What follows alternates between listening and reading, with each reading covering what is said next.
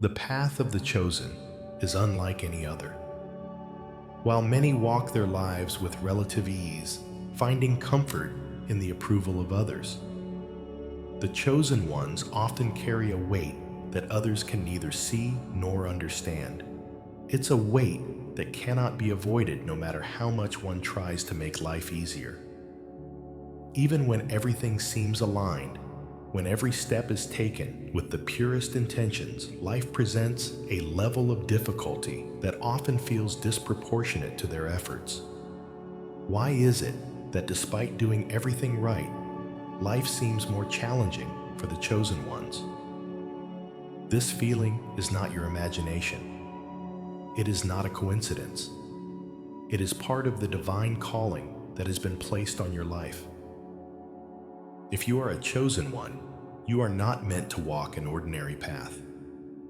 Your journey is one of extraordinary spiritual depth, and with that comes an extraordinary level of spiritual and emotional challenge. And one of the deepest, most painful challenges that the chosen ones face is the burden of rejection. Many times the chosen ones find themselves standing alone, not because they desire solitude, but because the very nature of their calling causes them to stand apart. The more they seek to please God, the more they find themselves standing in opposition to the world. The more they pursue truth, the more they find that they are misunderstood by those around them. And the hardest part, this rejection doesn't always come from the enemies they expect. It often comes from those closest to them, their friends, their families, and even their own communities. Rejection at times feels like an inevitable shadow that follows them, and no matter how hard they try, they cannot seem to escape it. Rejection is a difficult pill to swallow. No one likes to be rejected, to feel abandoned, or to be misunderstood. But for the chosen ones, rejection often feels more profound and more crushing than for others. It isn't just that people don't understand you. It's that your very presence challenges the world around you. Your light confronts the darkness, your truth challenges the lies, and your peace disrupts the chaos. When you walk in your divine calling, you are not just living a life that others can follow. You are living a life that forces others to face themselves, something many people are not ready or willing to do. In the world's eyes, rejection often carries a personal weight. When someone rejects us, we question ourselves. We doubt our worth. We wonder if we did something wrong. We search for reasons why we have been cast aside. But for the chosen ones, rejection is not just personal, it is spiritual. When you walk in the light of God's purpose for your life, the very essence of your being is a reflection of truth and authenticity. And this often disturbs others. It makes them uncomfortable.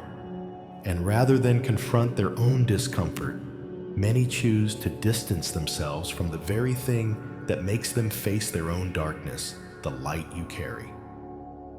You chosen one may find that your rejection is not because of your actions, but because of your calling. You are set apart, and that means that the people around you may not be able to understand the weight you carry. They may see your purity, your calling, your mission as a threat to the life they've built. They may not be ready to hear the truth you speak, and so they turn away. And in that moment, the pain of rejection becomes a test. It is a spiritual test of strength and resilience. It forces you to ask yourself, are you willing to stand firm in your purpose even when others walk away? Are you willing to embrace the solitude that comes with being set apart for a higher calling? It's important to remember that rejection is not a punishment. It is part of God's strategy for growth. In fact, rejection can often be a divine tool used to shape and refine the chosen one. Though it may feel painful, rejection is a method of divine filtering. It clears your path of distractions and false attachments, forcing you to depend less on human approval and more on divine guidance. When God calls you to something greater, He knows that you must be strengthened, refined, and purified to carry the weight of the calling. And one of the most powerful ways this happens is through the experience of rejection. When people walk away from you, it may feel like the world is falling apart. But in reality, God is removing the people, the distractions, and the false attachments that could hinder your progress. As painful as it is, God is creating space for new relationships. People who will walk with you in alignment with your divine purpose. People who will support you, understand your calling, and lift you up when the weight of your journey becomes too heavy to carry alone. God's strategy is one of preparation. The rejection you experience is preparing you for something far greater than you can imagine. Just as gold is refined through fire, you are being refined through the heat of rejection. Every time someone distances themselves from you, God is creating a space for you to grow closer to Him. Every time you experience rejection, you are being called to trust in His plan more deeply. And with each rejection, you grow in resilience, in self-worth, and in your understanding of your divine calling. You begin to rely less on human approval and more on the approval of the one who created you. One of the hardest aspects of rejection is the resulting isolation. When friends and family distance themselves, when colleagues no longer reach out, when the world seems to pull away, you can't help but feel alone. You start questioning your worth, your decisions, and your place in the world. There is a loneliness that comes with being a chosen one, and it can feel unbearable at times. But understand this loneliness is not a sign of failure. It is a sign that you are being prepared. You are being set apart for something greater. And that process requires a level of solitude that others may not understand. In times of isolation, the chosen ones learn to lean on God in ways they never would have if everything was easy. It is in the silence, in the absence of human companionship, that you will hear God's voice the clearest. The solitude that rejection brings is an invitation to draw closer to God, to seek His guidance, and to deepen your relationship with Him. Yes, it is painful. Yes, it hurts. But it is also a sacred space where transformation takes place. The loneliness that you feel is not a curse. It is a blessing in disguise. God is creating space for you to hear His whispers, for you to be molded into the person you are called to be. The weight of isolation is heavy, but it is in that weight that you are strengthened for the journey ahead. The experience of rejection is not new. In fact, it is one of the most profound aspects of the life of Jesus Christ. Even He, the Son of God, experienced rejection in the most painful of ways. His own family doubted Him. His fellow townspeople rejected Him. They mocked Him, saying, "Isn't this the carpenter's son? How can He be the Messiah?" Even as He went about performing miracles, preaching the good news, and offering hope to the hopeless, He faced rejection from those who should have recognized Him. The rejection He experienced was not only a physical act, but also a deep spiritual wound. And yet Jesus understood that rejection was part of His divine calling. He did not let it deter Him from fulfilling the purpose for which He was sent.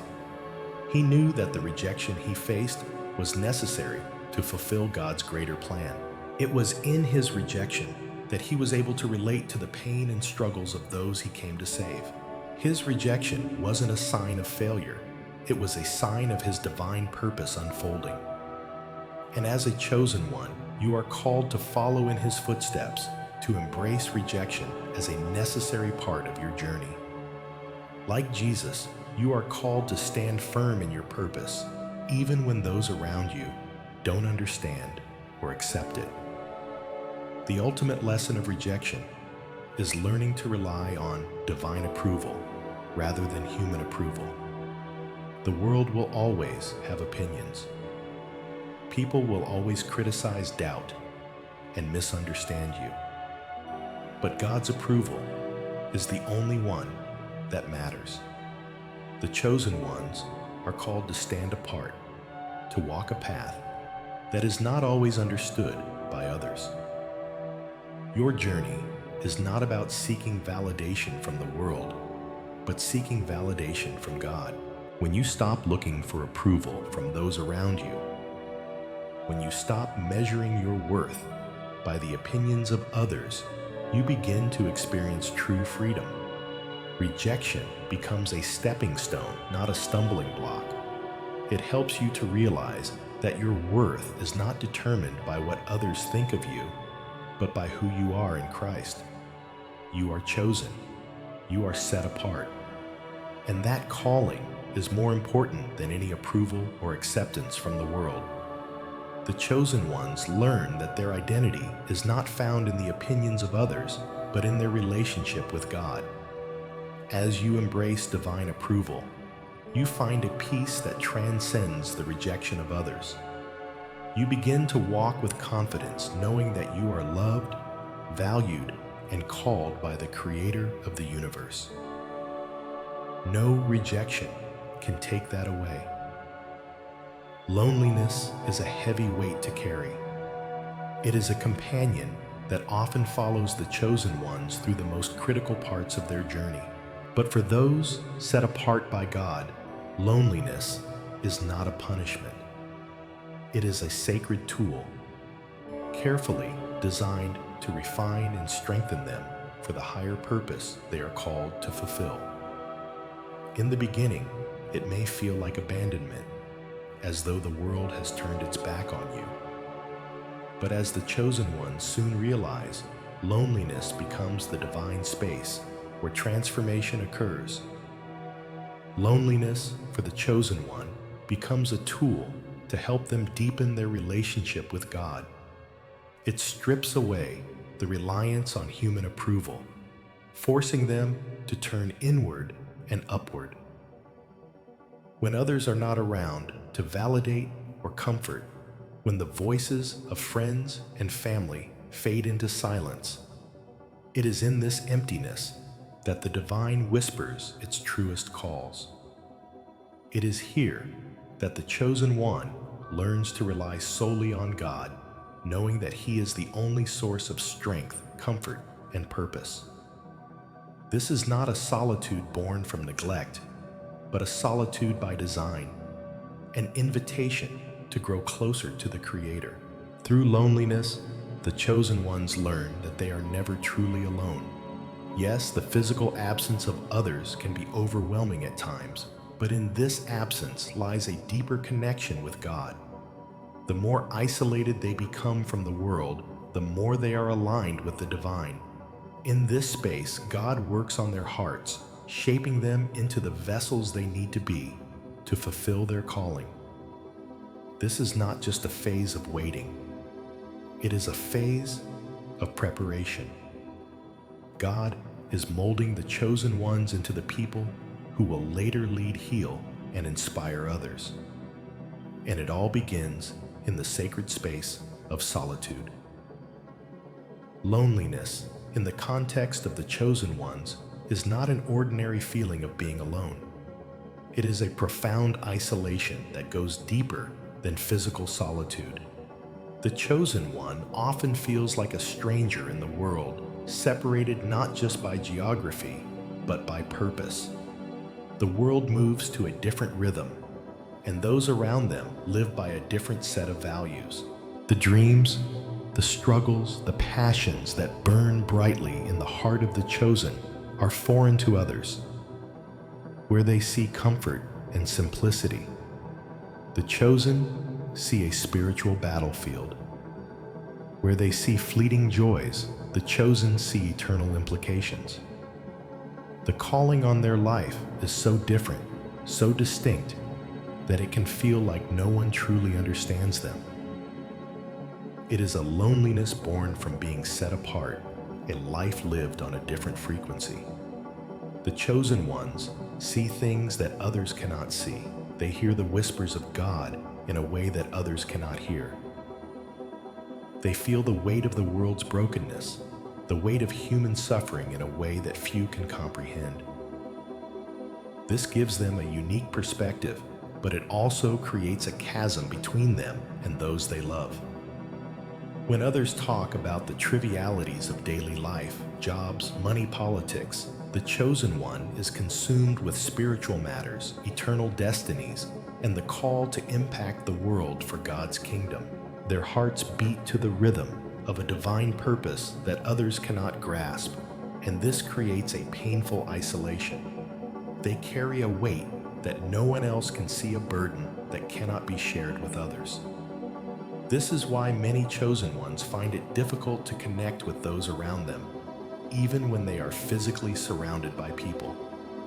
In a crowded room, they often feel the deepest sense of loneliness. While others go about their business, chatting and laughing, the chosen one's heart is heavy with divine vision and the pressure to fulfill a mission that is not yet fully realized. This loneliness is not a sign of weakness. It is a sign that they are being prepared for something extraordinary, a purpose that requires them to stand alone at times, to walk through valleys that others cannot follow. As the chosen ones journey through their lives, they encounter moments of profound emotional isolation. These moments are not just external, they are internal. The loneliness the chosen ones experience is not just about being physically alone. It is also about the spiritual distance that can form between them and even those they love the most. Family members, friends, and colleagues may not understand the weight of the calling on the chosen one's life, and this leads to an emotional distance that can feel just as heavy as physical isolation. When those closest to the chosen ones don't understand, when they don't see the struggles and the divine calling that shapes every decision, it creates a unique form of pain. It's a pain of being misunderstood, of having to carry burdens that no one else can share. This emotional isolation is one of the hardest aspects of being chosen. The chosen one may feel that they are seen as different or eccentric by others who are not on the same path. This can lead to feelings of rejection, of being left out, of being alone, even when surrounded by people. But it is in these moments of isolation that the chosen ones are tested and refined. The absence of human understanding forces them to turn to God for validation, strength, and direction. It teaches them the invaluable lesson that their true worth and identity come from God alone, not from the approval of others. The pain of isolation, while deep, is a gift in disguise, shaping the chosen one's character, building resilience, and teaching them to rely completely on God's love and understanding. The chosen ones are not the first to walk this path of purposeful loneliness. In fact, it is a thread that runs through the stories of the most significant biblical figures. Take Jesus, for example. Even he, the Son of God, faced rejection and isolation. His own family doubted him, and his hometown rejected him. Jesus, the one who came to heal and save, was not recognized by the very people who should have known him the best. He was misunderstood, persecuted, and ultimately rejected by the world he came to save. Similarly, John the Baptist, the forerunner of Jesus, experienced loneliness in his calling. He lived in the wilderness, separated from society, preaching a message of repentance. His boldness and commitment to his divine purpose led to his own rejection, even among the religious leaders of his time. And then there is Paul, who faced immense isolation as he traveled across the ancient world preaching the gospel.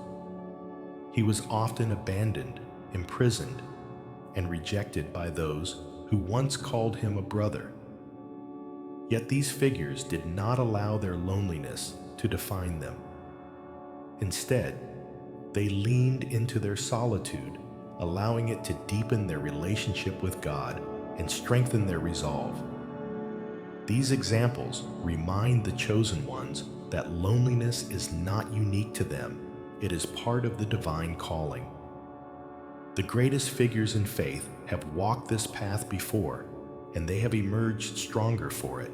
When the chosen ones face isolation, they are in good company. They are walking in the footsteps of those who have carried the weight of divine purpose and emerged victorious. Solitude for the chosen ones is a gift. It is a sacred space where they are alone with God, where they can hear His voice more clearly than ever before. While the world around them may be noisy with distractions, solitude is the place where God refines them, speaks to them, and prepares them for what lies ahead. It is in this solitude that the chosen ones develop the intimacy with God that they need to fulfill their calling. In solitude, the chosen ones learn to embrace their purpose without the need for constant validation from others. They learn that God's approval is enough. This is where they receive clarity about their divine mission, and it is where they find the strength to continue walking the difficult path that has been set before them. It is in the quiet moments of solitude that God prepares them to lead others to heal, to inspire, and to fulfill their purpose in the world. While others may fear solitude, the chosen ones learn to embrace it. They understand that this is where their spiritual growth takes place. It is where they are strengthened for the challenges ahead. The loneliness, the isolation, the moments of quiet, the chosen ones learn to find peace in these moments, knowing that they are not alone, that God is with them, and that they are being prepared for something greater than they could have ever imagined. The pain of letting go is one of the deepest, most heartbreaking struggles the chosen ones must face. They are called to surrender parts of their lives that they hold dear: relationships, careers, dreams, and sometimes entire chapters of their story. These are not mere sacrifices. They are profound, soul-wrenching moments when the chosen ones must face the reality that in order to walk the path God has set before them, they must leave behind things that once gave them comfort, security, and meaning. Letting go is not easy. It feels like losing a piece of yourself, like watching something you've poured your heart into slip away, often without warning. The chosen ones may find themselves standing at a crossroads where the very things they thought were part of their destiny are now being removed from their lives. The pain of this loss can be overwhelming. It can feel like the world is pulling away, and the chosen one is left holding nothing but empty hands, unsure of how to move forward. But in the divine economy, renunciation is not a punishment. It is a form of spiritual pruning, a necessary process for growth and refinement. Just as a gardener prunes a tree to ensure it bears more fruit, God removes things from the chosen one's life that would hinder their ability to fulfill their higher calling. This process can be painful, but it is always for a greater purpose. God knows that in order to grow, the chosen ones must shed what is no longer aligned with their divine purpose. This shedding, though painful, is a powerful preparation for the greater calling that lies ahead. Renunciation, though difficult, is part of God's divine pruning process. The chosen ones often face the painful reality that God will remove people, places, and things from their lives that do not serve their higher purpose. This can feel like a loss, but it is truly an act of love and divine wisdom. Pruning is not about taking away what is good. It is about removing what could ultimately stifle growth, what could hinder the chosen one from reaching their fullest potential. It is God's way of refining, sharpening, and preparing them for what is to come. Pruning can be particularly painful because the things God removes may not be bad in and of themselves. In fact, they may be very good things: relationships, jobs, dreams, habits that once served a purpose in the chosen one's life. But in order to step into the fullness of their calling, they must release what is familiar and comfortable. Sometimes this process feels like being torn apart, but the truth is that God is preparing them for something greater. He is clearing the way for new relationships, new opportunities, and a deeper connection to their divine purpose. What may seem like a loss is actually a gift in disguise, a necessary step in the journey toward fulfillment. The Bible is full of stories of individuals who had to make profound sacrifices in order to follow God's calling. Take Abraham, for example. God called Abraham to leave his home, his family, and everything he knew to follow a promise that seemed impossible. Abraham was asked to leave his country and step into the unknown, trusting that God's plan was greater than anything he could see. And in the ultimate act of renunciation, Abraham was asked to sacrifice his own son Isaac, the very son through whom God had promised to fulfill his covenant.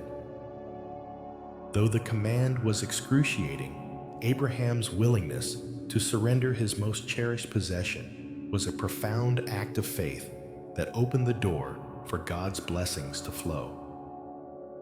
Moses also faced renunciation when he chose to leave the riches of Egypt to identify with his people, the Israelites. He could have lived a life of luxury, but he chose the path of suffering, knowing that God had a greater purpose for him. In doing so, Moses was able to lead God's people out of bondage and into freedom. His renunciation of comfort and power was not a loss. It was the key to unlocking a greater purpose that would affect generations to come. Then there is Paul, who gave up his status as a respected Pharisee, his career, and his personal comfort in order to spread the gospel. Paul's life was filled with persecution, hardship, and rejection. But his willingness to renounce his former life opened the door for him to become one of the greatest apostles in Christian history. Like Abraham and Moses, Paul's renunciation led him to a destiny far greater than anything he could have achieved by holding on to what he knew. The most challenging part of renunciation for the chosen ones is letting go of good things. It is one thing to let go of what is clearly detrimental or harmful, but it is another to let go of things that seem perfectly good and right. The chosen ones may be asked to release relationships that are not bad, careers that are not sinful, and dreams that are not selfish. But God, in his infinite wisdom, sees the bigger picture. He knows that some of the good things in life can hold them back from the extraordinary destiny he has prepared for them. This kind of renunciation feels like a paradox. How could letting go of something good ever be the right choice? But the truth is, God is not asking for them to give up what is good. He is asking them to release what is less than perfect in order to make room for what is divinely perfect. Sometimes the chosen ones must let go of the things that seem good in order to embrace something greater that God has in store. This is a process of trust, of believing that God's plan is far greater than any comfort or security the chosen ones may have known. The pain of renunciation is real, but it is not without purpose. Every time the chosen ones let go of something, whether it's a relationship, a job, a dream, or even a piece of their identity, they create space for something greater. God does not ask them to sacrifice without purpose. He is preparing them for a future that is beyond what they can imagine. With each surrender, the chosen ones are being transformed. They are shedding the weight of old things to make room for new blessings, new relationships, and new opportunities that are aligned with their divine calling. The blessings that come after renunciation are often not immediate, but when they arrive, they are always greater than what was lost. Just as a tree that is pruned bears more fruit. The chosen ones, after undergoing the pain of renunciation, are poised to bear the fruit of their divine calling. God's plan is always greater than their own, and the sacrifices they make today will lead to a future of divine purpose and fulfillment. This is the promise of God's calling, that every act of surrender will lead to a greater harvest, a greater destiny, and a deeper relationship with Him. Waiting is one of the most difficult parts of the journey for the chosen ones. It often feels as though time is standing still, and the promises and dreams that God has planted in their hearts seem endlessly distant. The waiting period can stretch on sometimes with no visible signs of progress, no answers to prayers, and no direction in sight. This can be a painful time filled with doubt and frustration, but what the chosen ones must understand is that waiting is not wasted time. It is a time of refinement, of spiritual growth, and of preparation for what is to come. The agony of waiting is the burden of those who are called to do something extraordinary. They know that they are meant for greatness, but they cannot yet see the full picture. They know that God has placed a purpose on their lives, but the fulfillment of that purpose seems just out of reach. This feeling of waiting, of being in a spiritual holding pattern, can be overwhelming. But it is during these times that the chosen ones are being refined in ways they cannot yet understand. God is preparing them for the next step in their journey. And while the wait may feel like agony, it is the prelude to something far greater. The spiritual desert is a place where many of the chosen ones find themselves. It is a barren place where nothing seems to grow, where prayers feel unanswered, and where the promises of God seem distant. This desert is not a place of punishment, but a place of preparation. It is where the chosen ones are stripped of everything they thought they needed, and where they are forced to rely entirely on God. It is in this desert that the chosen ones learn to trust God like never before, to lean on His promises, and to wait for His timing. Joseph's time in prison and David's years in the caves are two perfect examples of the spiritual desert. Both of these great men of faith experienced long periods of waiting with no signs of progress. Joseph was sold into slavery and then imprisoned for a crime he didn't commit. David, although anointed to be king, spent years hiding in caves, running for his life from Saul. But these desert seasons were not wasted. They were times of preparation that strengthened their faith and deepened their dependence on God. Both Joseph and David emerged from their desert seasons stronger, wiser, and more prepared for the roles they were destined to fulfill. One of the greatest struggles during the waiting period is comparison. The chosen ones often find themselves looking at others who seem to be advancing, receiving blessings, and living lives of ease. The temptation to compare their journey to someone else's is strong, and it can cause feelings of frustration and discouragement. Why does it seem like others get their answers so quickly while they remain in the waiting room of life? But the truth is, comparison is a tool of the enemy. It distracts the chosen ones from their unique path and tries to convince them that their journey is somehow inferior. What they fail to see is that their timing is perfect. God's timing is not the same as the world's timing, and the waiting period is necessary for their growth and spiritual development. While others may seem to be advancing, the chosen ones are being prepared for something far greater. Their journey is unique, and it is being divinely orchestrated to align with God's perfect plan. Joseph and David are not the only figures in the Bible who experienced long periods of waiting. There is Moses, who spent 40 years in the wilderness before he was called to lead the Israelites out of Egypt. There is also Abraham, who waited decades for the fulfillment of God's promise of a son.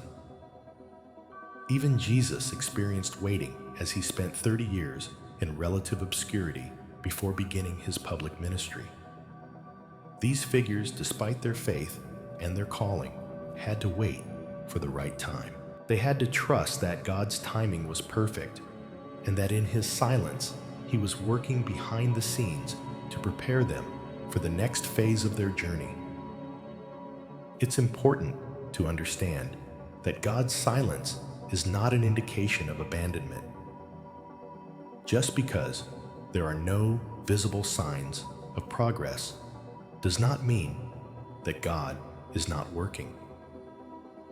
In fact, silence often precedes a major breakthrough.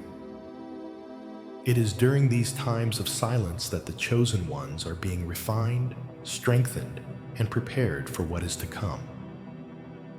God is not slow in fulfilling his promises.